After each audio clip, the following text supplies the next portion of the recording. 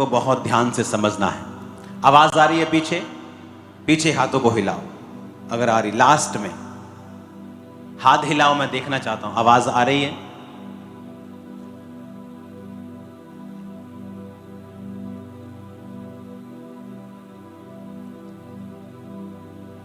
अपने पड़ोसी को बोलो आज का वचन ध्यान से समझना, क्योंकि ये तेरी जिंदगी को पूरी तरह से बदल देगा। आमीन। एक टेस्टिमनी को हम सुनेंगे अभी। अपोस्टल जी, इस बहन का नाम रंजीत कौर है और ये जलंधर के रहने वाले हैं। पिछले 2 साल से इनको फुलवैरी का रोग हो गया था, जिसकी वजह से इनके फेस के ऊपर की जो स्किन थी वो वाइट होना शुरू हो चुकी थी और पूरी बॉडी के ऊपर ही फुलवैरी के जो ये निशान थे ये बढ़ने इतने ज्यादा शुरू। एक दिन मैं बाइबल पढ़ रहा था, बाइबल में लिखा था कि जब योना नबी परमेश्वर से लड़ रहा था तो परमेश्वर ने रातों रात एक पेड़ उगाया और वो उसकी ठंडी छाया में उसको बड़ा आनंद आया। लिखा परमेश्वर ने एक कीड़ा भेजा, उसने पेड़ को काटा और पेड़ सूख गया। मतलब परमेश्वर को तो यह भी पता है कौन सा कीड़ा क्या काम करता है, कौन सा कीड़ा क्या काम करता है, उसको तो यह भी पता है। और लिखा वो कीड़े ने जब काटा तो पेड़ सूख गया, जब सूखा तो गर्म हवा लगने लगी और योना फिर मूर्छा खाने लगा। तो परमेश्वर ने उससे कहा जिस पेड़ को तूने उगाया नहीं, पानी नहीं दिया, उसके सूखने से तुझे इतना दर्द हुआ, मैं अपने उन 1,20,000 लोगों को कैसे छोड़ दूं? क्यों ना उन्हें बचाऊं जब उन्होंने तौबा कर ली है। तो आप मसीह में थे मेरी बहन? हाँ जी माँ पापा जी। और आप चर्च के मेंबर थे आप? हाँ जी हाँ जी। और इस बीमारी की वजह से आपको शर्मिंदगी होती थी और लोग क्या बोलते थे कि आपको चर्च? पापा जी मेरी बाकी फैमिली नॉन बिलीवर ਆ, ਮੈਨੂੰ ਬਹੁਤ ਤਾਨੇ ਮੇਰੇ ਮਾਰਦੇ ਸੀਗੇ, ਕਹਿੰਦੇ ਕਿ ਤੁਸੀਂ ਉੱਥੇ ਜਾਂਦੇ ਆ ਤਾਂ ਤੂੰ ਇਹਨੇ ਬਿਮਾਰੀ ਕਿੱਦਾਂ ਆ ਗਈ ਇਹ। और ਤੁਹਾਨੂੰ ਇਹ ਵੀ ਪਤਾ ਸੀ ਕਿ ਠੀਕ ਹੋਣ ਵਾਲੀ ਹੈ ਨਹੀਂ। ਪਾਪਾ ਜੀ ਮੈਨੂੰ अन्य ਜਾਤੀਆਂ ਵਾਲਿਆਂ ਨੇ ਬਹੁਤ ਕਿਹਾ ਸਾਡੇ ਸੰਤਾਂ ਕੋ ਜਾ, ਉੱਥੇ ਜਾ, ਤੂੰ ਠੀਕ ਹੋ ਜਾਊਂਗੀ, ਪਰ ਮੈਂ ਵਿਸ਼ਵਾਸ ਕਰਦੀ ਸੀ ਪਰਮੇਸ਼ਰ ਤੇ। ਮੈਂ ਕਿਹਾ ਮੇਰਾ ਪਰਮੇਸ਼ਰ ਮੈਨੂੰ ਚੰਗਾ ਕਰੇ ਚਾਹੇ ਨਾ ਕਰੇ, ਉਹ ਮੇਰਾ ਪਰਮੇਸ਼ਰ ਹੈ।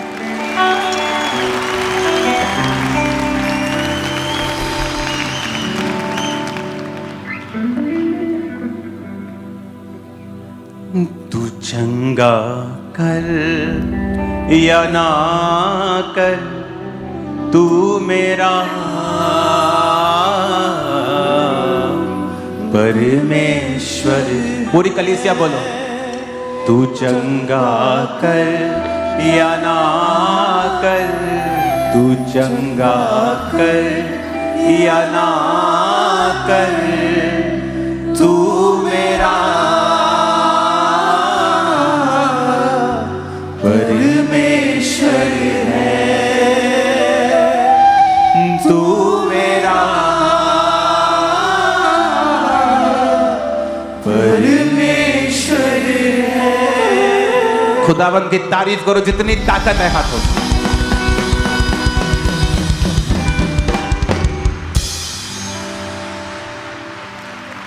अभी वो लोग आपको देखते होंगे कि आप चंगे हो गए। पापा जी बहुत शर्मिंदा आया। शर्मिंदे नहीं करने, चर्च लेके आने हुन सारे। अच्छा ही पापा जी, ओके। हालेलुया। उनको भी मालूम होना चाहिए कि ऐसा क्या है कि जो कैंसर ठीक हो रहे हैं, जो फुलवैरियां ठीक हो रही हैं। एक औरत को एड्स था तो वो प्रार्थना करवा के जब वापस गई तो उसका एड्स ठीक हो गया और रिपोर्ट नेगेटिव आ गई। कहती है नेगेटिव आ गई पर मैं हले 2 महीने चेक करना। एक कार कोई नहीं चेक, 2 महीने बाद भी नेगेटिव ही आओ। लोग हैरान हो रहे कि ये कैसे हो सकता है, ये कैसे पॉसिबल है। एक टेस्टिमनी थी मेरे पास जो डॉक्टर ने जिसको रिजेक्ट कर दिया था। कहाँ है वो? राहुल कौन सा? हाँ, एक टेस्टिमनी, एक मेरे को ये मैसेज मुझे याद नहीं किसके थ्रू आया था, ये काउंसलिंग टीम के थ्रू आया था। कहाँ से आप मेरे से मिले थे कि किस माध्यम से? काउंसलिंग टीम से? हाँ जी पापा जी, मैं काउंसलिंग ली थी। काउंसलिंग से आपने मैसेज किया था कि आपको मिलना जरूरी है। हाँ जी, तो हाँ तब जी। मैंने आपको अपॉइंटमेंट दी थी। जी पापा। अब इनकी आप टेस्टिमनी को सुनना ध्यान से। हाँ, इनकी टेस्टिमनी क्या है पढ़ेंगे। अपोस्टल जी 2021 में इनको पेट में पहले दर्द रहना शुरू हुआ, पेट खराब हुआ, वॉमिटिंग्स आनी शुरू हो गई और नॉर्मल मेडिसिन खाते रहे। जब धीरे धीरे पता चला कि रोग बढ़ने लगा, तकलीफ बढ़ गई थी, तो इनको भूख लगनी बंद हो गई, खाना बिल्कुल इनको मन नहीं करता था और इनके यूरिन के साथ ब्लड आना शुरू हो गया। शरीर इतना कमज़ोर हो गया कि इनसे खड़े तक नहीं हुआ जाता था। और ऐसी बीमारी की वजह से जहाँ जो जॉब करते थे उन्होंने भी इनको वहाँ से निकाल दिया कि अगर इसको कुछ हो गया तो इसकी कोई ब्लेम जो है वो हमारी कंपनी के ऊपर ना लग जाए। और इसी वजह से इतने तकलीफ में थे। जब चेकअप हुआ, डॉक्टर ने टेस्ट किए, बताया कि लीवर पूरी तरह से डैमेज हो चुका है, वो श्रिंक हो चुका है, सिकुड़ चुका है और लंग्स के साथ वो चिपक गया है। डॉक्टर ने बताया कि ब्लड भी जो है वो इतना कम है कि 8 ग्राम के करीब रह चुका है। यूरिन में इतनी इन्फेक्शन थी, टाइफाइड हो गया, पूरी जो सेहत थी इनकी पूरी खराब हो चुकी थी। थोड़ा सा चलते थे तो गिर जाते थे। बार बार इनकी फैमिली इनको हॉस्पिटल में लेके जाते, एडमिट करवाते थे, दवाइयाँ खाई, इलाज करवा के थक चुके थे, कोई फर्क नहीं पड़ा। और इसी बीमारी की वजह से +2 से आगे स्टडी भी नहीं कर पाए ये। और रिश्तेदार लोग इनको देखते थे कि सारा सारा दिन ये बेड के ऊपर ही पड़ा रहता है, मजाक बनाते थे कि ये बीमार ही रहता है। और इनकी फैमिली जानती थी। ये 9 से 10 डॉक्टर्स के पास इनको लेकर गए, लगातार ट्रीटमेंट चला, पर फिर भी कुछ भी फर्क जो था नहीं पड़ रहा था। इलाज करवा के थक चुके थे। और इनके मदर जो है वो सिंगल पेरेंट हैं और इनके हस्बैंड नहीं है। ये बहन सोचते थे कि अगर ऐसी बीमारी के कारण मेरे बेटे को भी कुछ हो गया तो हमारे परिवार का क्या बनेगा। पूरा परिवार रोता था अपोस्टल जी। और ये पहले से ही अंकुरला मिनिस्ट्री के साथ जुड़े हुए हैं। इन्होंने अपना फेथ परमेश्वर के ऊपर बनाए रखा। और जब ट्यूसडे चर्च में आए, काउंसलिंग टीम के पास अपना केस बताया और काउंसलिंग टीम के द्वारा अपोस्टल जी ये भाई आपको ऑफिस में मिले 3 नवंबर 2024 को। ओके, ये फोटो आपकी तब की है थी। ओके, अब ध्यान से आप सुनना। ओके, क्या हुआ उसके बाद, मिलने के बाद टेस्टिमनी सुनी। और अपोस्टल जी जब आप इनसे मिले, इनसे मीटिंग हुई, तो इन्होंने अपना केस बताया कि मुझे ये प्रॉब्लम है और आपने कुछ खास हिदायतें, कुछ इंस्ट्रक्शंस इस भाई को दी। और ओके,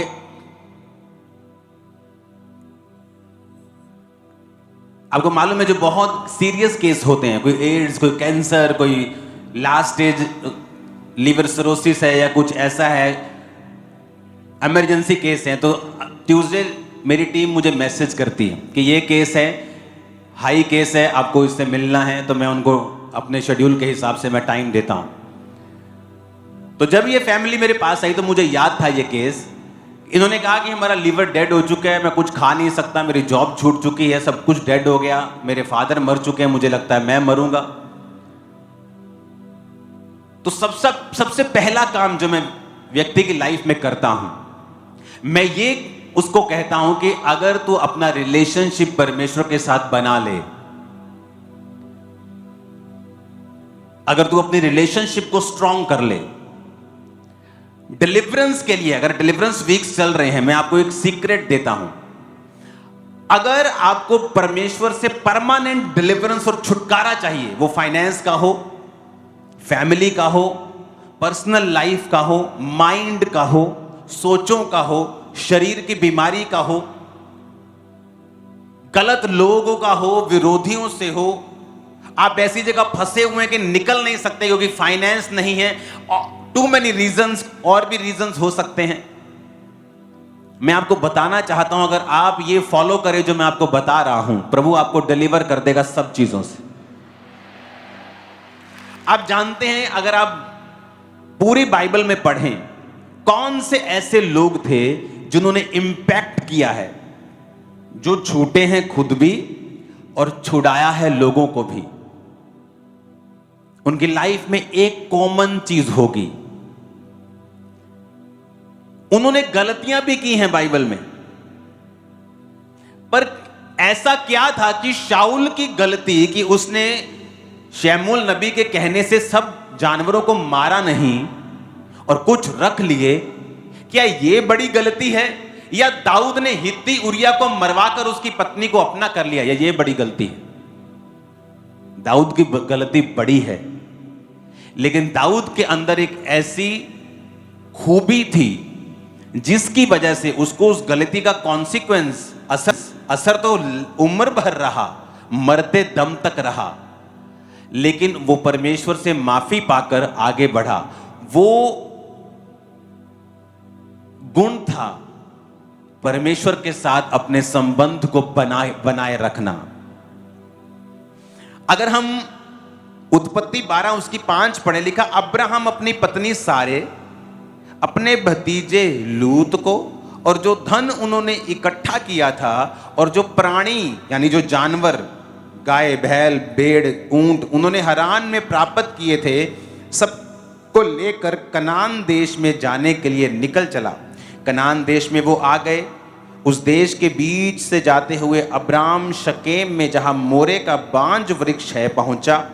उस समय उस देश में कनानी लोग रहते थे। तब यहोवा ने अब्राम को दर्शन देकर कहा, ये देश मैं तेरे वंश को दूंगा। और उसने वहां यहोवा के लिए, जिसे उसने वहां दर्शन दिया था, वेदी बनाई। वहां से आगे बढ़कर उस पहाड़ पर आया जो बेतेल के पूर्व की ओर है। उसने अपना तंबू उस स्थान में खड़ा किया जिसके पश्चिम की ओर बेतेल और पूर्व की ओर ए देश है। वहां भी उसने यहोवा के लिए एक वेदी बनाई और यहोवा से प्रार्थना की। आप इमेजिन करो, हमें ये वचन बड़ा सिंपल लग रहा है कि अब्राहम आया, परमेश्वर ने दर्शन दिया, उसने वहां वेदी बनाई, फिर वो जहां रहने लगा उसने वहां वेदी बनाई और उसने यहोवा के सामने प्रार्थना की। लेकिन हम इसकी डीप तह तक नहीं पहुंचे। इसका डीप ये है कि अब्राहम परमेश्वर के साथ पूरा कनेक्टेड था। जब आप परमेश्वर के साथ कनेक्टेड होते हैं, आपको कहने की जरूरत नहीं पड़ती, बेटा प्रार्थना की है। आपकी मम्मी नहीं बोलेगी, बेटा प्रेयर कर ली तूने आज सुबह, नहीं। अगर आप कनेक्टेड हैं, आप खुद ब खुद प्रेयर में चले जाएंगे। अगर आपको कहने की जरूरत पड़ रही है कि तू प्रेयर की तुमने, ओ मैं भूल गया, मैं भूल गई, प्रार्थना की, नो मैं कल से करूंगा, मैं कल से करूंगी, इसका मतलब आप परमेश्वर के साथ रिलेशनशिप में नहीं हैं। आपकी परमेश्वर के साथ जो रिलेशनशिप है वो कमजोर है। अब्राहम गया, जहां गया वेदी बनाई। वेदी मतलब प्रार्थना। वेदी बनाई और यहोवा से प्रार्थना की। फिर जहां रहने लगा वहां हर टाइम परमेश्वर को याद रखना। यहां बहुत से लोग हैं पर दो तरह के हैं। कौन? एक वो जिनका परमेश्वर के साथ डायरेक्ट रिलेशनशिप है, और दूसरे वो जो उस रिलेशनशिप के कारण जो आपका है, यहां चर्च में बैठे हैं, कि वो बेटी बैठी है यहां पे, उसका अपना इतना रिलेशन प्रभु के साथ स्ट्रांग नहीं, उसकी मम्मी का स्ट्रांग है। उसकी मम्मी उसको खींचती है, बेटा प्रार्थना करनी है, बाइबल पढ़नी है, ये करना है, वो करना है। और आप नोटिस करेंगे बाइबल में अगर कोई जल्दी छूटा है तो वो व्यक्ति छूटा है जिसका परमेश्वर के साथ अपना रिलेशनशिप है। आपकी फैमिली में बहुत से लोग होते हैं जिनका अपना रिलेशनशिप प्रभु के साथ कोई नहीं है, क्योंकि आप एक स्ट्रॉन्ग क्रिश्चियन हैं तो वो चर्च में आ रहे हैं। जिस दिन आप चर्च में नहीं आएंगे, प्रभु से हटेंगे, वो भी हटेंगे, क्योंकि उनका अपना कोई रिलेशनशिप परमेश्वर के साथ नहीं है।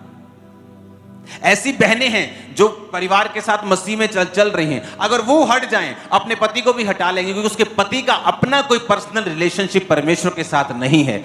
और किन लोगों की लाइफ में मुसीबतें ज्यादा एंटर करती हैं? जिनका अपना रिलेशनशिप परमेश्वर के साथ नहीं है। मैं आपको सच बता रहा हूं, सब लोग चंगे नहीं होते हैं।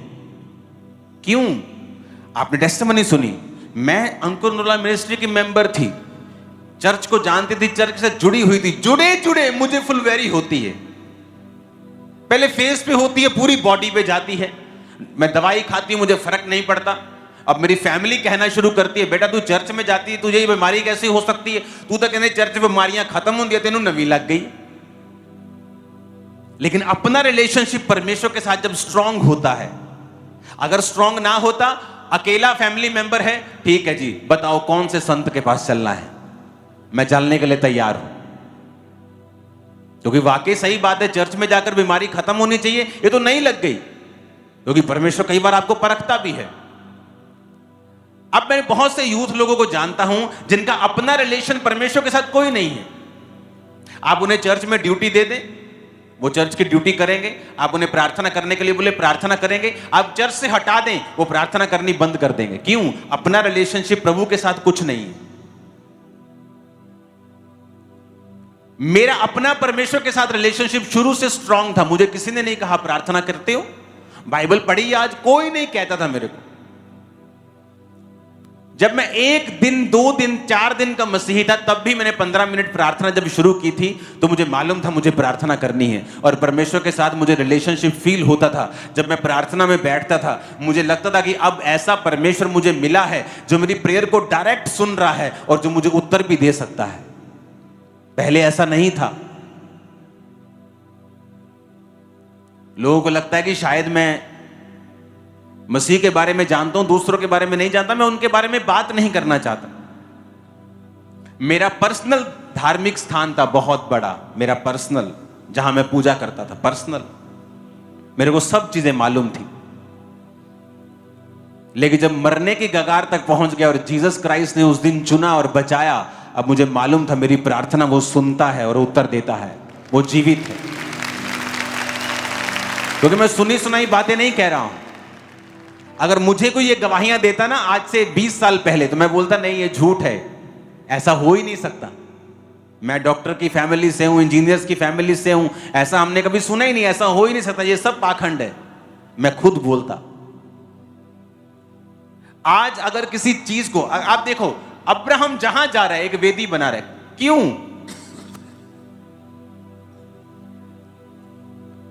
कोई लिखा नहीं है कहीं, वचन अभी आया ही नहीं है। मूसा की व्यवस्था तो भी आई नहीं, मूसा तो भी पैदा भी नहीं हुआ। मूसा तो भी 400 साल बाद पैदा होगा मूसा, अभी तो कोई वचन ही नहीं है। लेकिन ऐसा क्या कि वो जा रहा है, वेदी बना रहा है। एक और कॉमन चीज है सब ग्रेट मैन ऑफ गॉड में, जिन्होंने डिलीवरेंस पाई है और डिलीवरेंस बांटी है। एक और चीज उनकी लाइफ में है, वो सब आपको बोने वाले मिलेंगे। आप चर्च में बहुत से लोग होंगे, अगर आप पूछेंगे आपने कभी बोया बड़ा बीज? नहीं बोया। क्यों? उनका कसूर नहीं, उनका पर्सनल रिलेशनशिप परमेश्वर के साथ नथिंग है, जीरो है।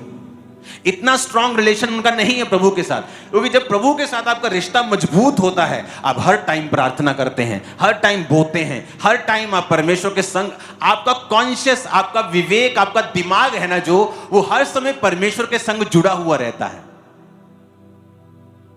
मैंने ऐसे लोग देखे, अभी यहां से बाहर निकलेंगे, कल काम पे जाएंगे, उन्हें परमेश्वर का कुछ विवेक नहीं है, कोई कॉन्शियसनेस नहीं है कि प्रभु मेरे संग है या प्रभु मेरे अंदर है या मैं क्रिश्चियन हूं। वो सब करेंगे जो आम लोग करते हैं, वैसी बातें, वैसे ही मजाक, वैसे ही काम, वही वैसा ही स्टाइल, वैसे ही गलत काम सब करेंगे। क्योंकि उनको कॉन्शियसनेस उनका नहीं है इस बात में, अलर्ट नहीं है इस बात के लिए कि परमेश्वर मेरे संग है, वो मुझे देख रहा है। उनका रिलेशनशिप परमेश्वर के साथ जीरो है।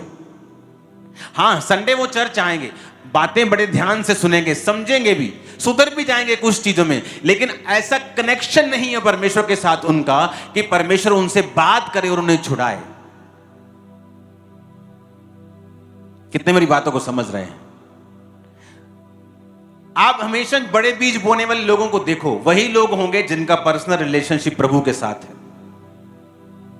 मैं अगर 5 पास्टर्स में बैठा हूं तो सिर्फ 2 पास्टर्स होंगे जो बीज बोते होंगे, बड़ा बीज। क्यों? क्योंकि 3 पास्टर्स का भी रिलेशन इतना स्ट्रांग परमेश्वर के साथ नहीं है। लेकिन जो कनेक्शन स्ट्रांग होता है, अंदर से अगुवाई मिलती है, प्रार्थना करनी है, बीज बोना है, मुझे ये करना है, मुझे ये करना है, क्योंकि आपका रिलेशनशिप प्रभु के साथ स्ट्रांग है। आप हर समय परमेश्वर को याद रख रहे हैं।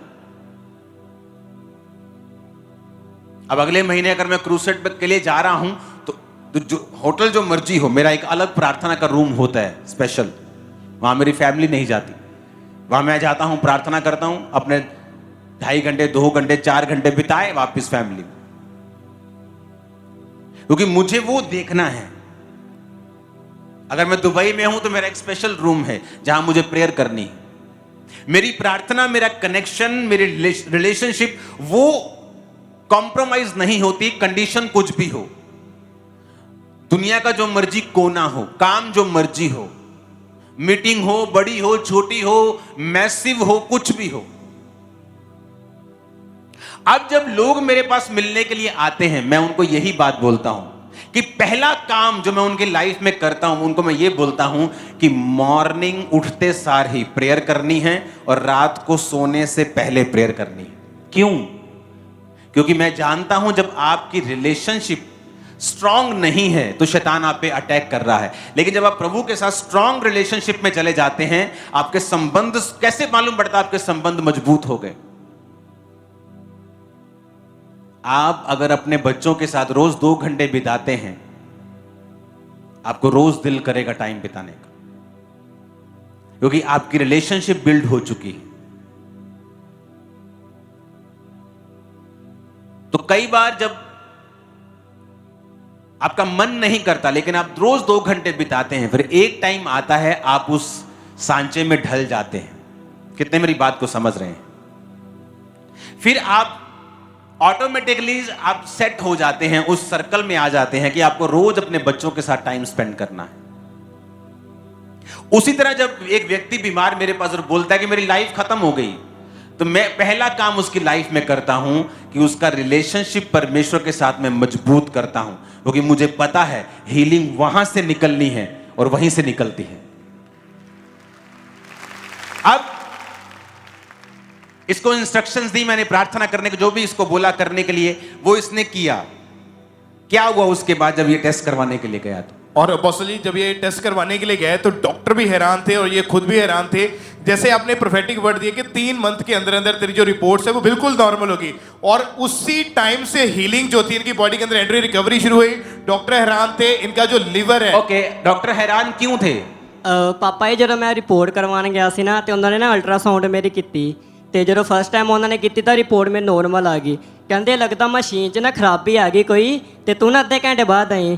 ਉਹਨਾਂ ਨੇ ਨਾ ਇੱਕ ਮਸ਼ੀਨ ਹੁੰਦੀ ਚੰਗਾ ਲਿਕਵਿਡ ਲਾ ਕੇ ਪਾਪਾ ਮੇਰੇ ਵੱਖਿਆ ਹਾਲਾਤ ਉਹਨਾਂ ਨੇ, ਕਹਿੰਦੇ ਕੁਛ ਨਾ ਕੁਛ ਤਾਂ ਆਉਣਾ ਹੀ ਹੈ ਕਿਉਂਕਿ ਤੂੰ ਬਿਮਾਰ ਬਹੁਤ ਸਾਲਾਂ ਦਾ ਆ। ਤੇ ਮੈਂ ਕਿਹਾ ਚਲੋ ਠੀਕ ਹੈ, ਤੇ ਦੁਬਾਰਾ ਫੇਰ ਕੀਤੀ, ਰਿਪੋਰਟ ਫੇਰ ਨੋਰਮਲ ਆਈ, ਤੇ ਕਹਿੰਦੇ ਕੱਲ ਆਈ ਹੁਣ। ਮੈਂ ਕਿਹਾ ਚਲੋ ਠੀਕ ਹੈ।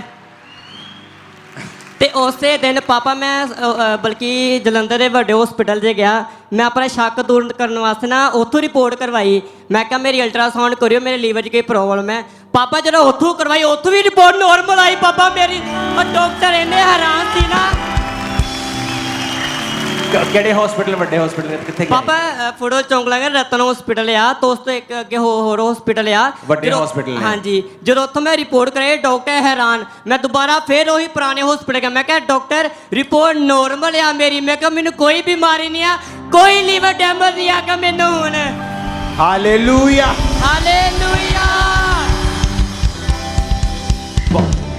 कई बार बड़े सीरियस लोग, उनको मैं बोलता हूं कि जितनी इंस्ट्रक्शंस मैं दे रहा हूं अगर तुमने फुल फॉलो की, मैं तुम्हें बता देता हूं तुम गवाही देने के लिए आ रहे हो। बहुत से लोगों से मिलता हूं, कुछ मंगलवार की काउंसलिंग के केस होते हैं, कुछ और केस होते हैं, कुछ एनआरआई नंबर से होते हैं, सब तरह के लोग होते हैं उसमें।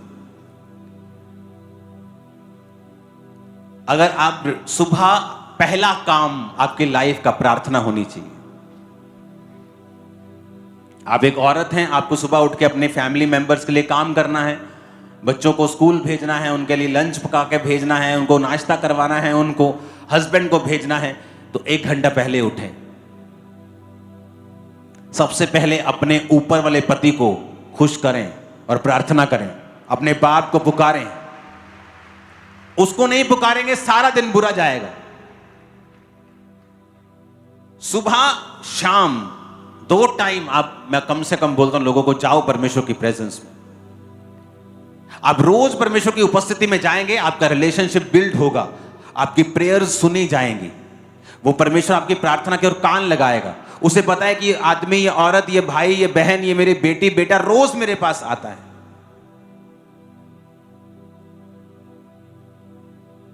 जब कल इसकी टेस्टमनी तो मैं हैरान था, लिखा था कि डॉक्टर घिस रहा है मशीन की, तेरा लीवर सिकुड़ के ऊपर चला गया था, वो कुछ खा नहीं सकता। कितना तेरा भार रह गया था?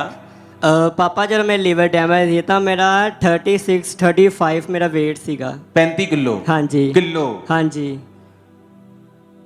ਤੇ ਡਾਕਟਰ ਵੀ ਮੈਨੂੰ ਕਹਿੰਦੇ ਸੀਗੇ ਸਾਨੂੰ ਲੱਗਦਾ ਨਹੀਂ ਹੈਗਾ ਤੂੰ ਬਚਣਾ ਆ, ਕਿਉਂਕਿ ਪਾਪਾ ਮੈਂ ਖੁਦ ਆਪਾਂ ਲੀਵਰ ਦੇਖਿਆ ਸੀਗਾ ਸਕਰੀਨ ਦੇ ਵਿੱਚ, ਲੀਵਰ ਬਿਲਕੁਲ ਨਾਲ ਚਪਕਿਆ ਹੋਇਆ ਸੀਗਾ, ਯੂਰੀਨ ਦੇ ਰਾਹੀਂ ਪਾਪਾ ਮੈਨੂੰ ਬਲੱਡ ਬਾਹਰ ਆਉਂਦਾ ਸੀਗਾ। कितने समझ रहे हैं इस टेस्टिमनी को? इंस्ट्रक्शंस हमें ये लाइन बड़ी नॉर्मल लगती है। वहां गया अब्राहम, वहां वेदी बनाई, फिर वो उस देश में गया, वहां वेदी बना, क्योंकि वो कॉन्शियसनेस उसका है, उसका अंदर कॉन्शियसनेस, वो क्या बोलते हैं हिंदी में, विवेक नहीं, ये उससे भी ज्यादा कॉन्शियस, जो अंदर से आपका अंदर वाला जो है ना जुड़ा हुआ आदमी, वो परमेश्वर के साथ जुड़ा हुआ है। वो जिस भी देश में जा रहा है वेदी बना रहा है, क्योंकि वो कनेक्टेड है परमेश्वर के साथ। आप कभी देखो जिनका रिलेशनशिप परमेश्वर के साथ स्ट्रांग नहीं है ना, कभी बीजों को नहीं बोते हो। स्ट्रांग रिलेशनशिप चाहिए, क्योंकि उसके लिए फेथ चाहिए। मैं बीजों को बोल रहा हूं, मैं रोज प्रेयर कर रहा हूं, मैंने रात को बाइबल पढ़नी ही पढ़नी। एक स्ट्रांग संबंध परमेश्वर के साथ चाहिए, और वही स्ट्रांग संबंध ही पैदा करता है आपकी सबसे बड़ी डिलीवरेंस को, वहीं से निकलती है। हालेलुया। अब मेरे पास ऐसा क्या है कि मैं एक सिकड़ू हुए पूरे लिवर को बोलूं कि हां ठीक हो जावी, क्योंकि आपके पास प्रेयर की पावर है। आप प्रेयर करते हो लोगों के लिए, आप उनको इंस्ट्रक्शंस देते हो कि मैं प्रार्थना कर रहा हूं, लेकिन तेरा काम है परमेश्वर के साथ मेल मिलाप करना। हालेलुया। कितने इन बातों को समझ रहे हैं? अब अगर ये चीजें हमारे समझ में आ जाएं, आप लोगों को हैरान करने वाले हो। डॉक्टर्स को भी हैरान करोगे, आप रिश्तेदारों को भी हैरान करोगे, अपने आप को भी हैरान कर लोगे, इतनी आशीष तुम्हें मिलेगी। तुम एकदम से बढ़ोगे, एक टाइम आएगा, देखना तुम, मैं प्रोफेसी कर रहा हूं तुम्हारे लिए। मैंने कहा तुम एकदम से बहुत बढ़ जाओगे यीशु मसीह के नाम। आमीन। मेरे को ऊंचे वाला चाहिए चर्च। Hallelujah, hallelujah.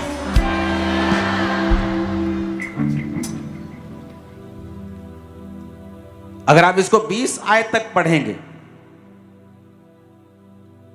तो अब्राहम ने गलतियां भी की, झूठ बोला। मिस्र में गया तो झूठ बोला, क्या ये मेरी पत्नी नहीं, ये मेरी बहन है, ताकि कोई उसे मार के उसकी पत्नी को अपना ना कर ले। और उसका रिजल्ट क्या हुआ? उस देश के ऊपर विपत्तियां आई और अब्राम को बेइज्जती सहनी पड़ी, इंसल्ट हुई उसकी राजा के सामने। राजा ने बुलाया और कहा तू झूठा है, तूने झूठ बोला। क्यों बोला झूठ?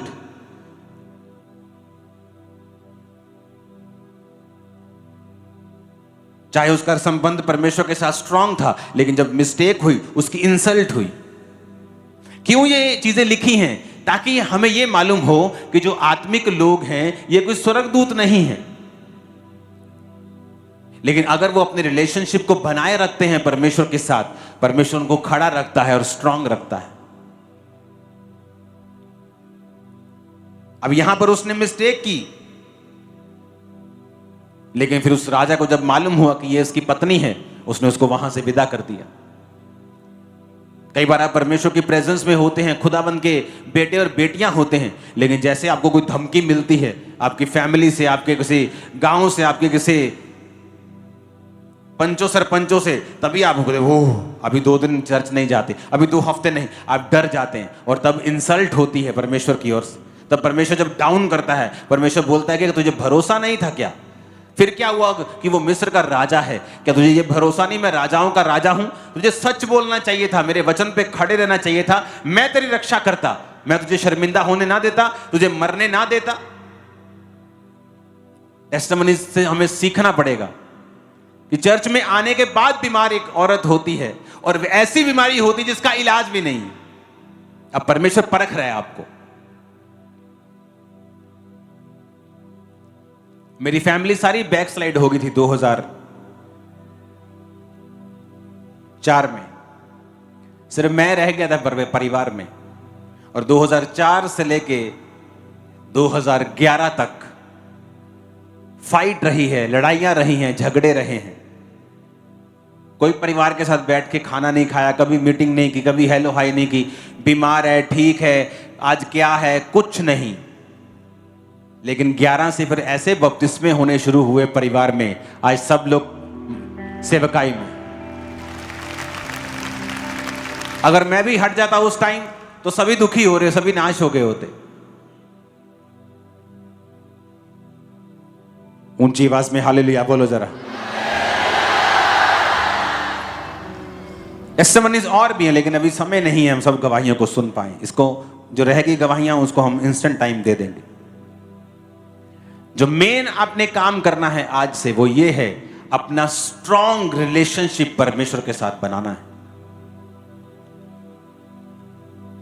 आपके पास चाहे एक कमरा क्यों नहीं है, आप तब भी समय निकाल सकते हैं जब आप अकेले हों रूम में और आप प्रार्थना कर सकते। आपकी कंपनी आपको 1 घंटा दोपहर को रेस्ट देती है, पौना घंटा। आप किसी पौना घंटा 1 घंटे में 15 मिनट खाना खा के आप 45 मिनट परमेश्वर को दे सकते हैं। अगर आपका विवेक, अगर आपकी कॉन्शियसनेस में अगर टोटल आपके परमेश्वर छाया हुआ है दिलो दिमाग के ऊपर, अगर 24 घंटे आपको परमेश्वर की धुन रहती है तो ये तब होगा। अगर नहीं रहती है तो इसकी प्रैक्टिस करो। कैसे? रोज प्रभु की उपस्थिति में जाओ, रोज जाओ। दिल नहीं करता, जाओ। आपको कुछ समय बाद आपका सिस्टम बन जाएगा और आप रोज जाना शुरू कर देंगे दिल से। आपका मन बन जाएगा, आपके सिस्टम सेट हो जाएगा। हालेलुया। और तब पैदा होगी डिलीवरेंस, छुटकारा पैदा होगा। वो आपसे बात करेगा, वो आपको छुड़ाएगा, सेम स्थान पे नहीं रहने देगा। आज के बाद आपकी जिंदगियां कभी भी सेम ना होंगी। बड़ी बरकतें और बड़ी आशीषें आपकी लाइफ के ऊपर एंटर करेंगी यीशु मसीह के सामर्थी नाम में। आमीन। मेरे को ऊंचा और खड़कने वाला चाहिए चर्च। Hallelujah, hallelujah. अपने पड़ोसी को बोलो प्रभु के साथ अपने संबंधों को कायम कर। उसके जैसा कोई और दोस्त नहीं है। फिर से बोलो अपने पड़ोसी को, प्रभु के साथ अपने रिश्तों को कायम कर, क्योंकि उससे बड़ा कोई दोस्त और नहीं है। आमीन। दुनिया से सीख मिलती है कि नहीं मिलती? कि जब तक तो शो चल रहा है सब पीछे पीछे भाग रहे हैं, भैया हमारा पॉडकास्ट कर दो, भैया हमें बुला लो। और जब भैया ने एक गलती कर दी, भैया को अनफॉलो, भैया को अनफॉलो, भैया को अनफॉलो। ये दुनिया ये सिखाती है कि ये आपकी सगी नहीं है, जीसस है। आप डाउन जाएंगे वो आपको और गले से लगाएगा। डोंट वरी, मैं तेरे साथ हूं। इसलिए जिसका दिल जीसस के साथ लग जाता है वो फ्री हो जाता है दुनिया से। दुनिया की बॉन्डेजेस हैं ये। Human peoples bondage is the biggest. Pastors के ऊपर ये बॉन्डेज बहुत तगड़ा है कि मैं ये नहीं कर सकता, नाराज ना हो जाए फलाना। अरे मैं कैसे कह दूं, पुराने लोग आगे नहीं बैठेंगे, नाराज ना हो जाएं। ये चर्च इसीलिए ब्लेस्ड है कि जब प्रभु ने कहा है, चर्च ने फॉलो किया है। मैं भी ब्लेस्ड हूं, इसलिए आप भी ब्लेस्ड।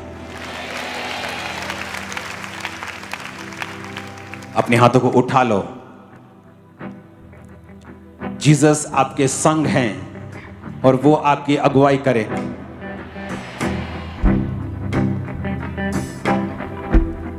दर्जनों में आपका वीजा आने वाले, दर्जनों। मैं आपको कह रहा हूं, आप हैरान होंगे क्योंकि खुदाबंद आपको बचा लेगा, वो छुपा लेगा अपने प्रेजेंस में आपको। आमीन। ऊंचा ये आशीष हमारी है। अपने हाथों को उठाओ। वो हालात, सब जन खड़े हो जाओ। खुदा से कहो, प्रभु आज से मेरे संबंध तेरे साथ मजबूत होंगे, क्योंकि मेरा परिवार मजबूत है। मैं इस हिसाब से नहीं चलूंगा, मैं अपना सब संबंध तेरे साथ सही करूंगा। प्रभु यीशु मसीह के सामर्थी नाम में हम मांगते हैं। आमीन। ऊंचाई आशीष हमारी है चर्च। मेरी बात को फिर याद रखना, आप प्रभु के साथ जुड़े हुए हैं। दुनिया रो रही होगी पर आपके काम वैसे ही हो रहे होंगे। याद रखना, लिख लेना। आप फाइल्स देंगे, वो भर के वापस आएंगे।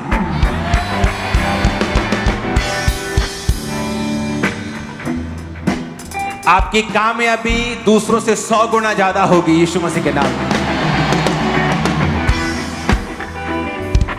आप बिलीव कर रहे हैं, परमेश्वर का आत्मा आपसे बात कर रहा है। आप फेल नहीं होंगे। दुनिया के बेस्ट देश और उनके बेस्ट स्थान आपके अंडर होंगे, आप वहां होंगे। मैं आपको बता रहा हूं, अरे वो देश, वो दुनिया के बेस्ट स्थान वो मेरे जीसस ने बनाए हैं, वो तुम्हारे हैं और मेरे हैं।